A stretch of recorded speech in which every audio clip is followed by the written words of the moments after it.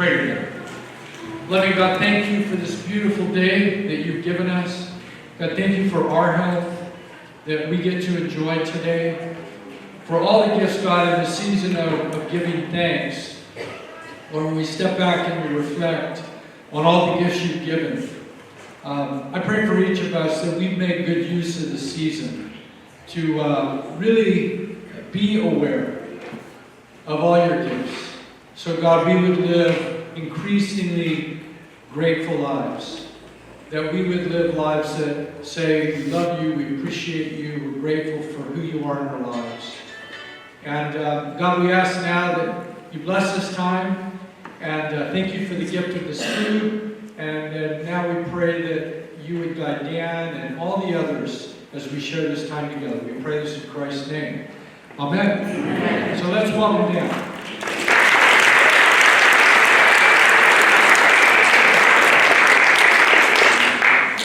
Wow, thank you all for coming out tonight. I want to thank Moore Park Presbyterian Church for inviting me here today. I also like to thank the men's ministry for this wonderful breakfast and everybody who brought the food. Thank you so much.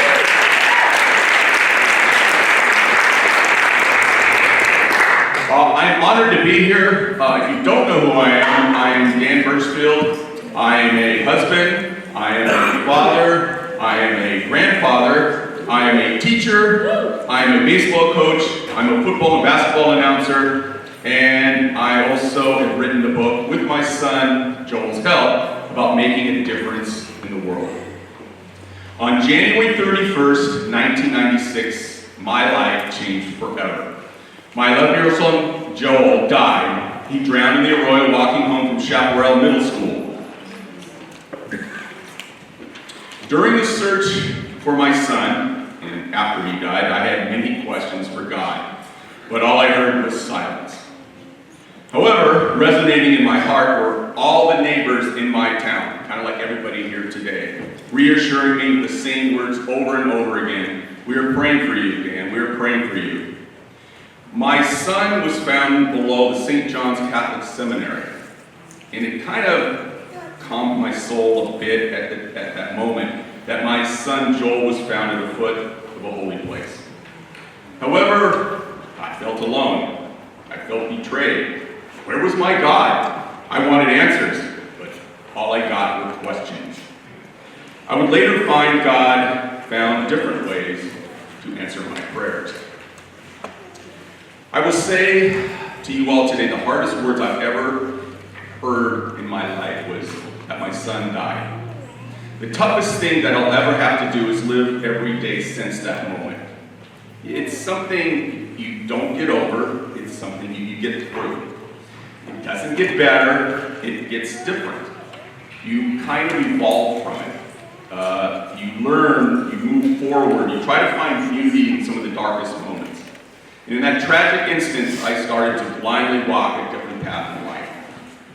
I was searching for things. I was trying to find meaning in my life. I was mostly sleepwalking through my life with just a gaping hole in my soul. And it just was hard to fill. During these times, my family was blessed with many, many angels. After Joel died, our town, Moore Park, embraced and lifted up my family. Dinners, flowers, cards, posters. We were inundated with all these things, trying to lift us up. And believe me, it helped. Joel's friends and his teammates, as he played Little League and basketball, with passion in their hearts, showered us with love. I was truly awestruck with the outpouring of compassion. The love of our community, without a doubt, carried my family through this toughest time. That's Tierra Hada Bridge. And I didn't know about this until later. I was kind of like walking in a trance. These flowers just grew with messages from people, cards and posters. If you want to get a bigger view of that, it went all the way there. There was just everything. It lasted for a month. And seeing these flowers in my family, going over reading the individual cards, it really did help us. There was one individual who helped me immensely during my nightmare. In fact, he was in charge of the search for my son on that fateful day. My friend, and my wingman, Mr. Marty Rouse.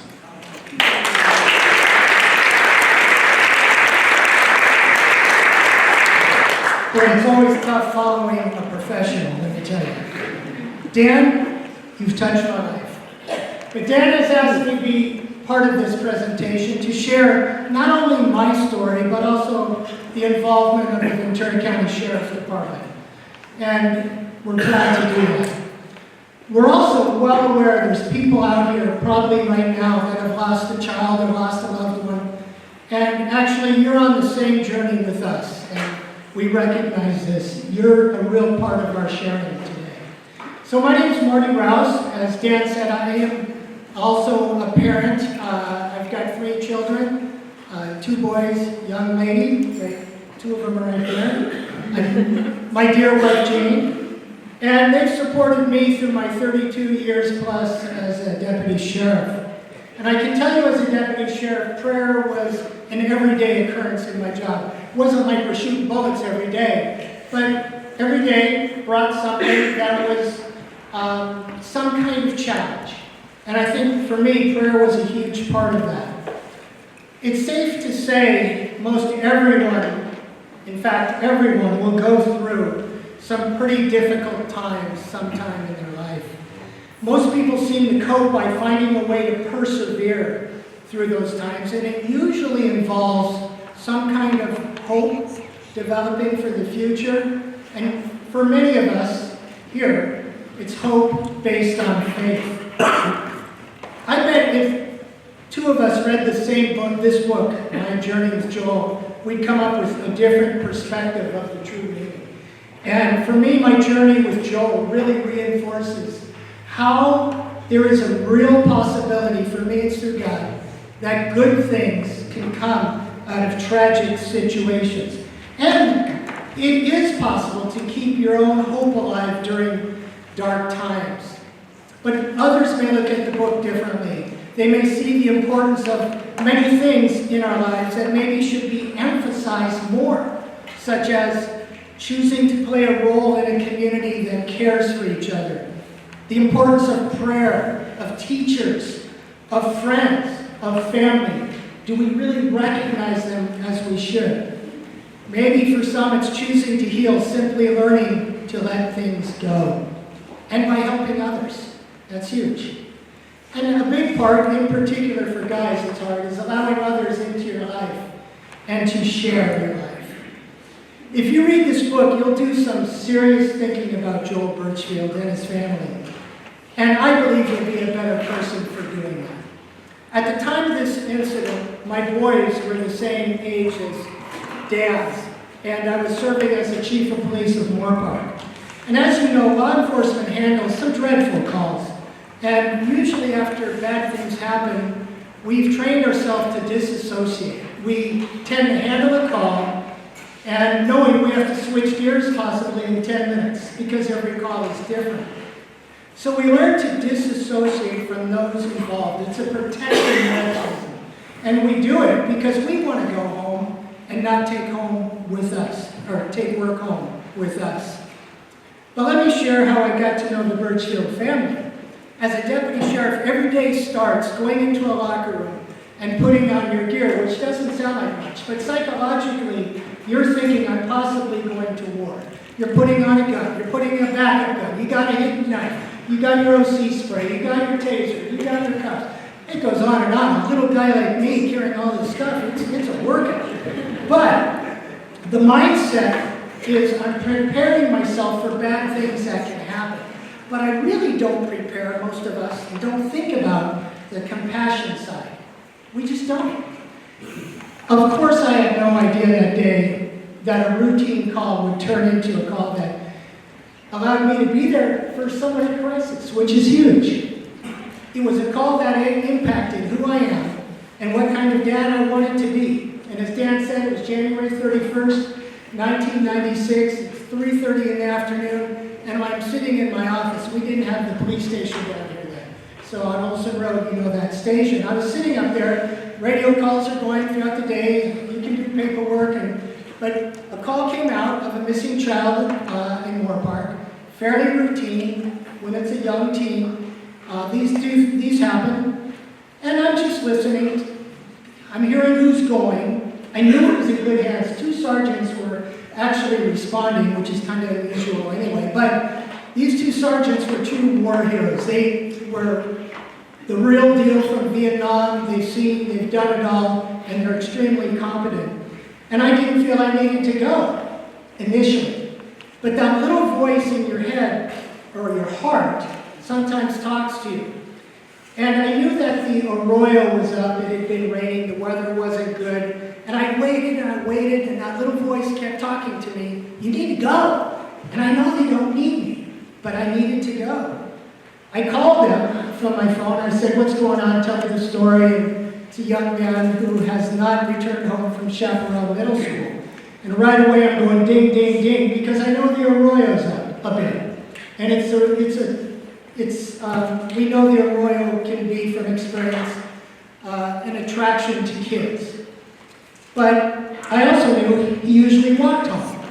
And there was no indication of anything else out of the ordinary. But the little voice said, go. I tend to think quite often that little voice is the Holy Spirit, and we better listen to it. So thank goodness I did. I'm glad, because I got to meet a family who forever became part of my personal life and my family's. We set up a command post in their garage in Mountain Meadows. Dan and Laura were very gracious, Laura in particular offering snacks and drinks. And of course they're apprehensive. And because I've been around a while, I could do some things, so I said, we're not waiting. We're going to call out search and rescue. We're going to call out detectives. We're calling in deputies from Thousand Oaks. And I'm glad we did. And we had a boatload of personnel on scene, and we're making a quadrant search area. And it takes time to get organized, but we did it. It was going pretty well. But as Dan referred to, oh my gosh, the street out front started filling and filling and filling with people. The phone tree in Moore Park was amazing. And it's one of those times, and I know I did this, I never hesitate to silently ask God for insight. Give me a direction. Help me find a way to make this turn out okay. Help me deal with this crowd, because it's nothing I had seen before in my career. After a couple of hours, this massive organization covered not just the arroyo searching, downtown Moore Park was being searched, Mountain Meadows was being searched. People continuously were showing up, and we were using some of our resources to organize them, but those people needed to be busy. They didn't come there just to give condolence. They needed to do something. So we put them in areas, not thinking there's a prayer they're going to find Joel, but they needed to be searching. We were searching High Street. And there's no way Joel would walk, we would think, to High Street. But I was so impressed. These people had such a sense of caring for their fellow man. The media showed up. We had to assign PIO, public information officers. And the media did a great job. We always badmouth them. They were sensitive. They were kind. They did exactly as we asked. They didn't report anything they shouldn't. And it was great. It was Moore Park at its best. And I've got to say, shutting off the street a couple blocks down and the whole thing was a great call, because people were fellowshipping. You could just see it. And then they take their assignments and go off for hours at a time. This went on throughout the entire night into the next morning. We couldn't call in the copters. The weather was against us. And that was significant, because we have those cool toys that you can see heat from the copter and see if there's a person down below. And that was a downside. But a positive side was the school district. I had no idea. There was a gentleman named Tom Duffy. He was a superintendent in those days. Tom showed up, and I always respected him. We worked on some other things. He was a great man. And the teachers that started showing up, I couldn't believe it. So what the school district did, they called every teacher they could call, not just at Chaparral Middle School. Teachers are out there with their families searching. And I was just touched by that type of organization. Well, teachers do care. One person's picture in that day, and everyone has a picture in their mind. I have my own, I'll keep it to myself. But one person picture that stayed with them that they've shared with me before was they remember walking in their Royal, it's 1 in the morning, and there's this lone man out there yelling for Joel. And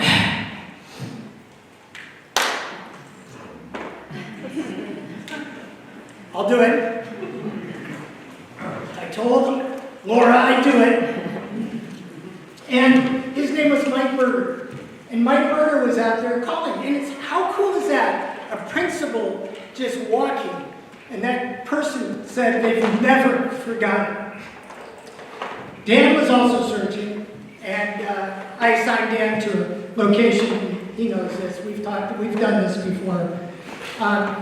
He knows, I put him somewhere he wasn't going to find his son. It wasn't going to happen. I thought it was the right thing to do at the time. He had to be sensitive if his son was going to be found. Because you always have hope. You always have hope. We don't give up. We don't care about resources. We don't care about money. If there's hope, we keep going. And we did throughout the night. And I met with Laura and Dan throughout the night. They were, obviously the anxiety is now peaking up. And I kept trying, my goal was to show calm and hope. And again, before every time I'd walk in, and I still remember what their house looks like, and going through their back door, it's time for an update. Sometimes Dan was there, sometimes he wasn't because he was searching. And I would just share with their extended family where we're at. And my goal was to keep it together. Just, I need to be the rock for this family. Whether I succeeded, it doesn't even matter. The frustration was showing on the volunteers. After many hours, some are coming back beat, tired. And I continuously, they were asking me, is there more you can do? Isn't there more you can do? And I really didn't know anything more I could do. We've searched, we've interviewed everybody in the world that knew Joe Burchfield. But one thing we did, it's against protocol, but I'm glad we did it. We chose, me and the 2 sergeants said, we're going to stay here. It's against kind of protocol. You're running out of gas in normal situations. You've been up for, obviously, over 30, 35, 40 hours. And we decided to stay there. And I'm glad we did, because I feel we were still sharp. It was the right decision. And we decided to be all in. Pastor Dave talked about being all in at church. Well, we were all in with this family. The next morning, we found a dirty backpack on the south side of the Arroyo. And in it was personal items of a child. There was a key, a house key. And so I had him bring it to me, and I took the key, and I went and tried the front door, and it fit. And it broke our hearts. But imagine the parents' hearts when you share that with them. Later in the morning, there was a citizen who had heard on the media this tragedy, and it was in Camarillo. The citizen, actually on their own, far, far away, went walking the Arroyo, half thinking, maybe I can help. And what he found was Joel. And he immediately called it in, and we responded, deputies responded. And that citizen, to this day, we don't know who it is. The citizen disappeared. Right after telling us, we run in, do our thing, go looking for him, he's gone. And to this day, and I know Dan would like to shake his hand, but there was no foul play involved. Sharing the news was heartbreaking to a family that you've bonded with, that you love, actually, that you see yourself in. And again, I felt I had to keep it together. It's painful to watch, but that was my job. But I look over, I'll never forget this, and I know the sergeants, we talk about it when we run into each other. They were bawling their eyes out. These are 2 Vietnam vet heroes, and I'm looking at them like, I didn't know you were capable of crying, really, they weren't that kind of people. So it was a moment that impacted, obviously, the family forever. It was a time for us to leave, and we're the last to leave, and Will Howard, one of the sergeants, is in a car behind me. I'm driving my car. I'm depressed, and then it was my turn. I'm on Terra Rajada, passing Moore Park Road, and whammo, I've never had that feeling of just my body just went limp as I'm driving. I pull over, I start crying, I'm a mess, and my partner pulls up, He knows something's wrong. He's thinking I'm having a heart attack. And he runs up, all the cars, there's cars, as you know, in the morning hours going to work up until 9:30. And he takes me out of the car and we're hugging on Terrahata Road. I'm crying. I'm just imagining, what do you think the citizens are thinking as they drive by? This is unheard of in our profession. But it's real. So we held a debrief with all the volunteers and the sheriff volunteers and all the deputies, and it was really great. Everybody was candid how they're feeling. Many had kids. And in those days, debriefs weren't all that usual because we hadn't learned then. You need to share. You need to talk. You need to learn from each other to do it better if there's a next time. So as many of you know, I've been coaching for many years at Moore Park High School. Every year, and Dan's going to talk about the bridge. And we take our kids, or my kids that I get to coach, and at the start of the season, this story is shared with them. And you'll see the relevance shortly. But there's some lessons. I believe there's things that allow me to see hope every day. And I came there from personal reflection that still goes today. I believe if we're raised with faith and perseverance, we can find a new path. And Dan shares in the book so many examples of a new path for him, for his family, for those around him. I learned, and I knew it already, but now I really know it. Listen to that inner voice. If that inner voice says, go all in, go all in, that little voice for me is the Holy Spirit. And I'm so glad Dan listened to his inner voice because, as you see, he has moved forward and is making a difference. I'm glad I left my office that afternoon. Do something meaningful and at any time. I think it fosters hope for your own future. And that's so brave to write a book, and it's a gift actually to himself and to others, but it's not always writing a book. Just do something for yourself that's meaningful, and for a lot of us, it's working here at the church, doing things to make this place better. And last of all, life is never perfect, but we just can't lose all hope for the future. We all have pain, we all have regrets, we've all made mistakes, but Dan's a perfect example for me on how to grieve and to continue moving forward. So, in closing, Laura, Dan, and of course Joe are a big part of my own story. I can't even imagine how many people have been touched by Joe Burchfield. And to me, this is an amazing, amazing turnout, and seeing some of the kids here that Dan knows, he's obviously touched their lives. So read the book. The money goes to a real good cause at Moore Park High School, helping others in their future. And I believe when you read the book, you're going to have a more firm foundation on your own path towards hope for the future.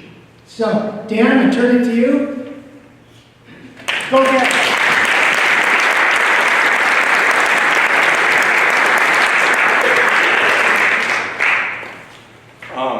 On the second night Joel passed away, my wife Laura went in to say goodnight to my other son Ryan.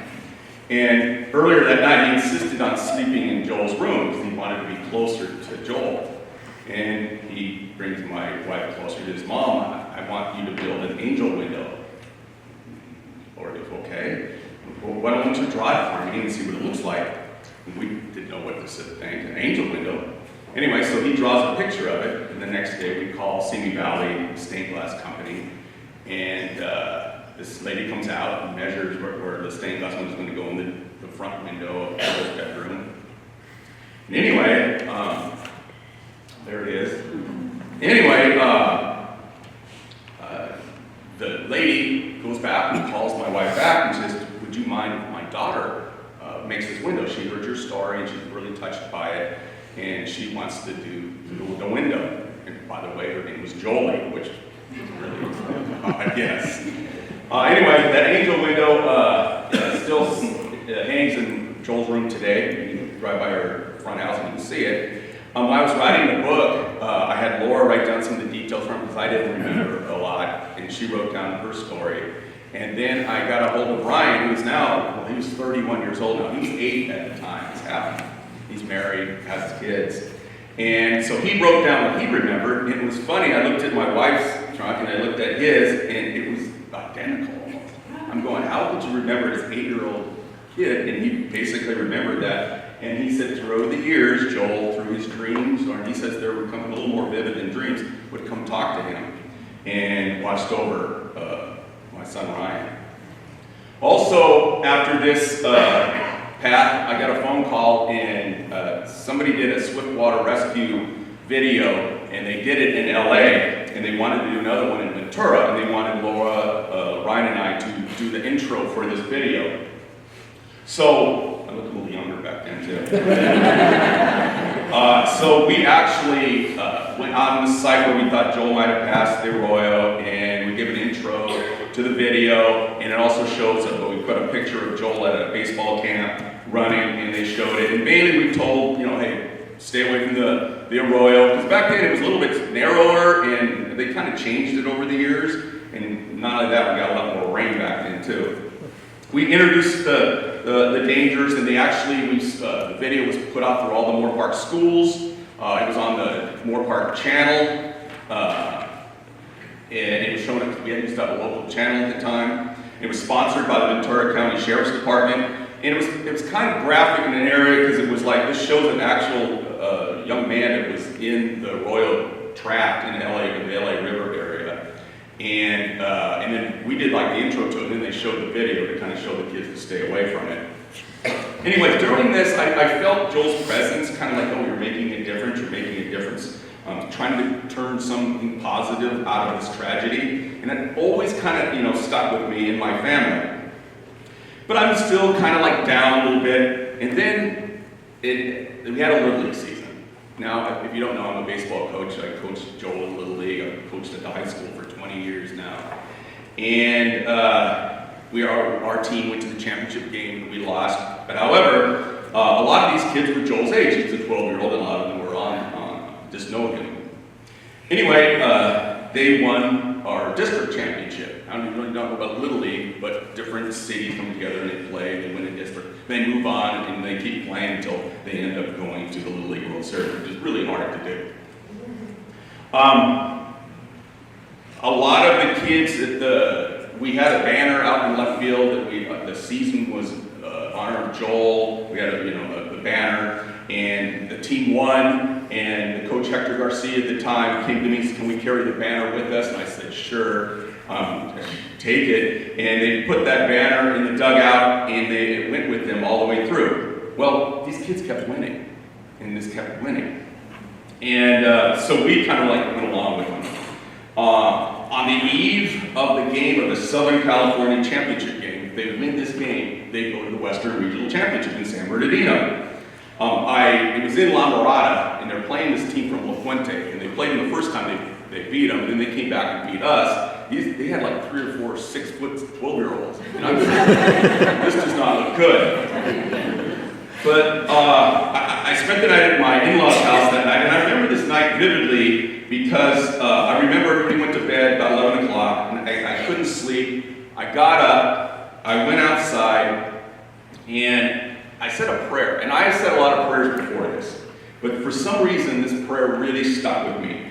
And in the words that came out were, "Lord, just help me. I know I'm here for a reason. I know I'm supposed to do something. If you can just keep Joel's spirit alive just for a little bit longer, I promise you got me, and I'm going to change some lives." And I thought to myself later, I said, "Oh, okay." And these words just came right out of me. Well, the next day we go to the game, and we got there a little bit late, but we were down 7-0. And it didn't look good. Believe me, it didn't look good. Some words came out of my son Ryan's voice with like, "Don't worry, Joel's here." And I said, "Yeah, that's right, Ryan. Joel's here." Anyways, funny things start happening. Blooper here, blooper there. Ball pops out of the mitt. Grand slam home run. Well, when the dust settled, we won the game 12-10. And we overcame this, and we were now going to the Western Regional Champion, or to the Western Region as the Southern California Champion. Moore Park, Little Moore Park, which had not gone out of their district, now is the Southern California Champion. We found out later we had to give presents for each, like Hawaii, Colorado, and Utah. And one of our friends, Colleen Hubler, came with an idea, why don't we give out an angel pin? And it was a different angel pin back then because we ran out. It was like a collector's item. Everybody wanted them. Later, when we went to San Bernardino, we had to get that pin out of their museum to put it on there. But we also gave them a card. And I don't know if you can see that, but mainly it told the story of Joel. And on that card was the angel pin we handed out to each of the states that we played. Well, needless to say, we're going pretty good. We won our first 2 or 3 games in the Western Regional, and then we came into a Hawaii team that was really good, and they beat us. So then they come back and they win a few games, and then we played a team from Washington. And Washington couldn't hit the ball, but they had this pitcher that nobody could hit. This game was started like at 8 o'clock, and it went like 12 innings. It's almost midnight. So they had to stop the game, go back to the hotels. They went to their bunks, we went to our hotels. Picked the game back up at 9 o'clock. The game went 16 innings. This is a Little League game that goes 6 innings. Actually, they scored a run before us. We came back and scored another run, and then Blake Sharp, who some of you may know, hits a home run to win the game. And we're got to play Hawaii twice to go in the championship. And everybody's going, yeah, that's not going to happen. We win the first game against Hawaii. And then we come to the second game. We have no pitching left, none.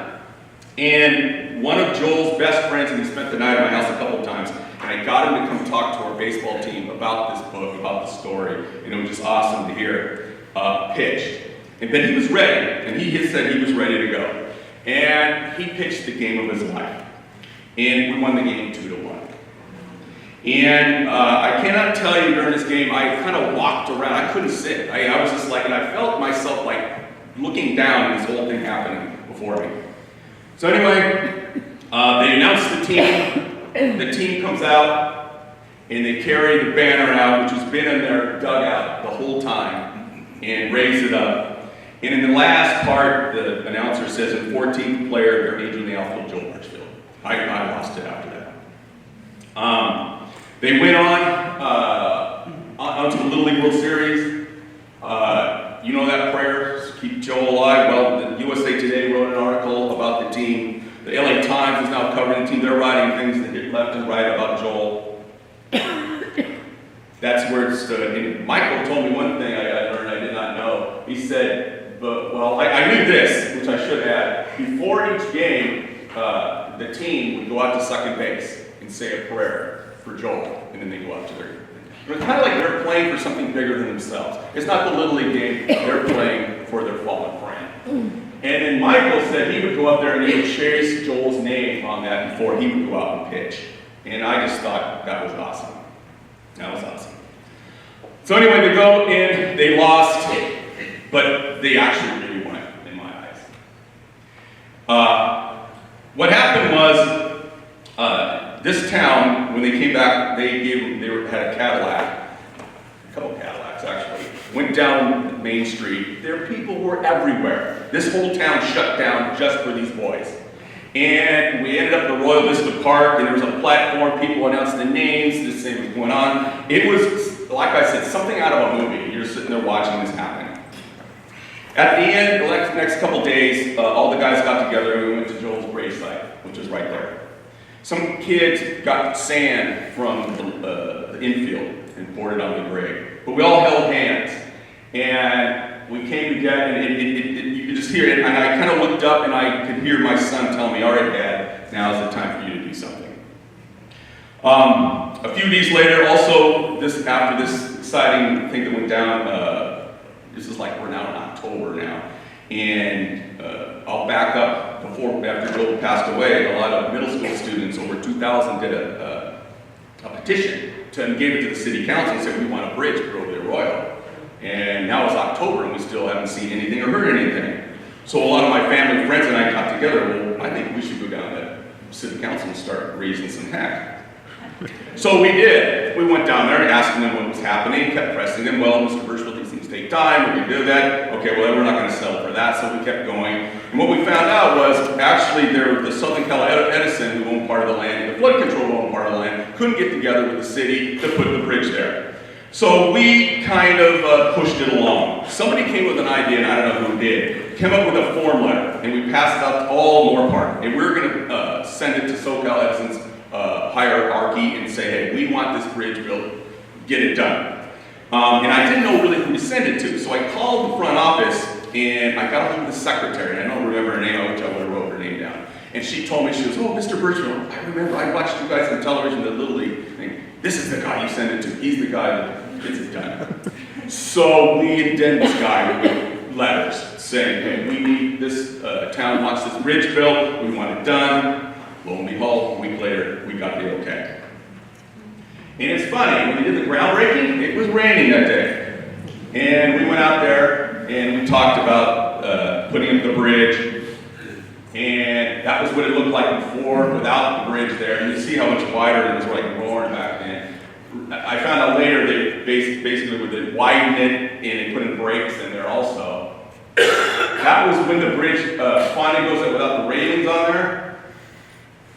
And that's like the ribbon cuttings that we had on the bridge. And then my father-in-law, who was a mason, they came and they donated this plaque for all the children who passed this way. And that was kind of my mentor, with our mantra of what I was going to do. However, I still needed to know my purpose. My gut inside me is telling me, what am I going to do? For those who don't know me and have not read the book, I was a plumber. And so I just, even though I loved to do plumbing, I did this for like 20 years, I just kept saying, I got to do something else, I got to do something else. So I kept praying, asking God for my purpose, and then it happened. Exactly about 1 year after Joel passed away, they had a service at Holy Cross Church, and God revealed my destiny. We honored my son. Everybody got up there and told stories about the Little League. We told stories about when he was a young kid. And then at the end of the service, Father Mike Walsh closed with some prophetic words, which are going to be with me forever. One bright flame can touch many, but a little bit of light can go a long way to share it.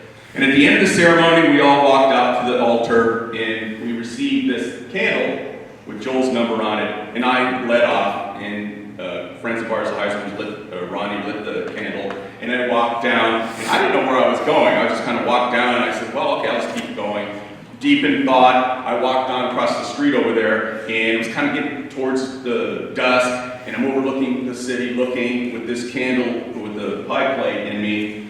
And without looking, I'm just thinking, I turn around, and I see all the kids follow me. Over 100 kids just standing there with candles looking at me. And this vision just hit me, saying, you got to do something with this. And the days went on, I still had that vision, these kids with the candle. I knew this was God telling me, you need to get involved in youth lives. So I decided to become a teacher. So I went back to school for my teaching credential. And like I said, I was a plumber for 20 years, and I've been out of school for 20 years. And this is the time when computers come in, and I knew nothing about that. So I was kind of like an old man. I knew kids, and I knew how to, but I didn't know the ins and outs of teaching. So actually, I did pretty well in school, cut back, got everything. But my degree was in theater arts and a minor in history, and I wanted to teach history. And they said I had to pass this praxis test. And that was kind of like an informational test. First time I did it, I got up there and I just missed it by 5 points. And they told me, oh yeah, if you would have took this like a year or two before, you would have passed. I said, thanks. So I took it again. Okay? And this time, I kind of missed it by 8 points. And I went, oh, I'm going backwards. I said, I hired a tutor. And I kind of knew the questions. They were like 3 short answers and 2 essay questions. And I practiced over and over again on it. And so the last time we took the test was at El Camino Real High School. And you go down to 101. And Joel was buried in Westlake there. And I decided, all right, I'm going to go a little earlier. So I went and stopped by his graveside. And I slowly walked up the spot, put my head on his gravestone, and we had a heart-to-heart talk. And I said, all right, if this is meant to be, this is meant to be. I was starting to feel a little all right, well, maybe I've gone to this whole thing of me becoming a teacher. But I said, this is meant to be, we're going to get it done. Anyway, I took the test, and I felt confident like I did the first 2 times. And the way it went, I had it down to each day. This envelope would come 3 weeks before you took, or after you took the test. And I'd go out the first 2 times, and the mailman and I were kind of first name basis going up there, grabbing the name. Well, this time I go to the 3rd week, and it's not in the mailbox. And I'm like, oh man. So I waited another 4 or 5 days after this, and finally it comes. I grabbed the envelope, and I'm staring at it. And I said, all right, this is my future. What the heck's going to happen? But I decided for some reason to get in my car, and I drove to the bridge. And I had the envelope, I'm on the bridge, I'm overlooking the arroyo, and I take the envelope out, and I look, there's like 3 or 4 pages, I'm fumbling through it. It's supposed to say you passed. So I go through it, and I finally look at it, and it says you passed. And I said, and a tear went down my face, and I'm looking around, and I look to my side, and there's a little kid riding a bike over the bridge. And I said, yeah, that's what I'm supposed to do. That was my sign. Well, I've been teaching now for 18 years. I've helped many students through these years. And in fact, I think they've kind of helped me more than I helped them, because they helped me fill that void that I missed with my son, Joel. The community of Moore Park has propped up my family, like I said, for our loss. And I was surprised to learn, I'll back up, that they donated money into a fund, the Joel Burchfield Memorial Fund, $8,000, and we didn't know what to do with the money. So we talked about it, like Rob, Jacqueline, and I talked, he was here today. We said, why don't you do a scholarship fund? Well, we should do that. And so the funds were dwindling a little bit, and it was down to like $400. And I like to walk. And I decided one time, I walked actually the year before that, but I decided to walk and kind of do it for a fundraiser for Joel Burchfield Memorial Fund. So I actually walked from San Bernardino to San Pedro, which is 130 miles. I'd walk and stay in hotels, and people, would walk with me and stuff. Anyway, my good friend Mike Heiserman, who works for the LA Times, sent a guy out there and he walked with me, and they did an article in the LA Times about me walking and why I did it. After that, I had a stack of letters, people just donating money, and it rose, that $400 rose to $20,000 from people just donating money, this and that. It was unbelievable. People who lost their sons or daughters, people that never even knew me were sending things like that. Doctors, lawyers, it was like everything. So not only did that money, we also, I forgot to add, we actually bought a new scoreboard for the Little League, and the last 3 years from the Joel Burchfield Memorial Fund, we've given out through that over $20,000 plus, and this was this year, and then that was 2 years ago, and then that was last year.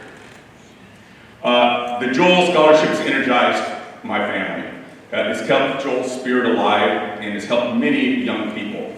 In the book, and you see a few of the people read or got the scholarship fund, and we give out an angel pin and a picture of Joel with it. And one young man who spoke to our baseball team one day, too, was now a police officer in Santa Barbara, and he said he would not give up because of this. And that picture still hangs in his living room. And recently he lost his mother, and he still thinks about that too. So that kind of really makes me feel warm inside to know that. So that is me walking down Marina Del Rey on one of my walks. And on my journey, I've learned many life lessons. I've learned to empathize with others' pain. I see that, and I saw it in myself, but I saw the people that came together. I cry easier. I appreciate those special moments. I experience love more on a deeper level among other people that I never did before this. I have learned to keep holding on to my faith, because, like I said, it was getting tested many, many times with God. I know I can't control the uncontrollable, and through all these tears, God has sent me on this way. And I hope by telling this story in a small way, it kind of consoles anybody with a loss. When I first started this book, it was just an idea. I was doing these walks, and these ideas would pop up in me, and I said, I gotta tell the story. And something inside me, year after year, said, you gotta tell the story. You gotta tell the story. So I did, and then one of my students was walking with me, and he told me, why don't you put in your journal from your walks? So we did that too, and I kind of incorporated it, and it all came together. This past year, I walked 100 miles, and I had over 35 people walking with me, friends, and I had a lot of my students walking with me. And it just kind of warms my heart just to see them all come together. And I hope by telling the story in a small way that it helps somebody with that loss. And I know, like Marty was saying, we all ache for our losses, but I think if we focus on the everlasting love of the people we lost, it has helped me immensely. Because let's face it, you're out there on an island, you don't know what to do. That love of Joel and the love of all you guys helped me so much. And it's inspired me to inspire other people to go on. And when I see them inspired, that really gets me going too. And I'm hoping maybe you can find a way to persevere against all odds, find the beauty in this world, and when it seems hope is all gone, you can do that. And I thank you all for listening to my story of Joel Burchfield.